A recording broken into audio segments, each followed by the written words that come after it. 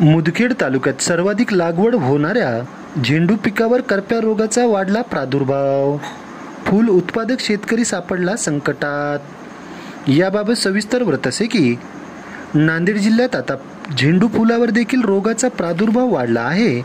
मुदखेड तालुक्यातील अनेक भागामध्ये शेतकऱ्यांनी चालू वर्षी मोठ्या प्रमाणात झेंडू फुलांच्या बागा केल्या आहेत, परंतु वातावरण बदलामुळे आता अनेक शेतकऱ्यांच्या बागेतील फुलांवर करप्या रोगाचा प्रादुर्भाव झाल्याने त्यांचे मोठे नुकसान होऊ लागले आहे.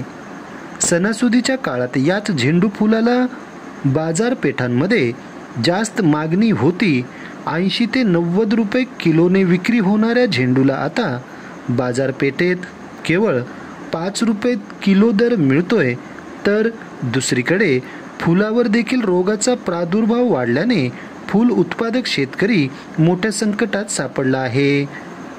या संदर्भात फूल उत्पादक शेतकऱ्यांनी आपली व्यथा आज सायंकाळी 5 वाजताच्या दरम्यान माध्यमांपुढे व्यक्त केली आहे.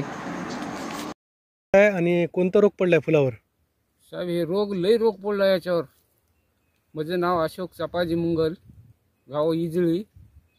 काही केलं तरी रोगच जाईना आहे. रोगाने पुरं फुल गेले बघा. काय करावं, शेतकरी काय एवढं परेशानीमध्ये हाव.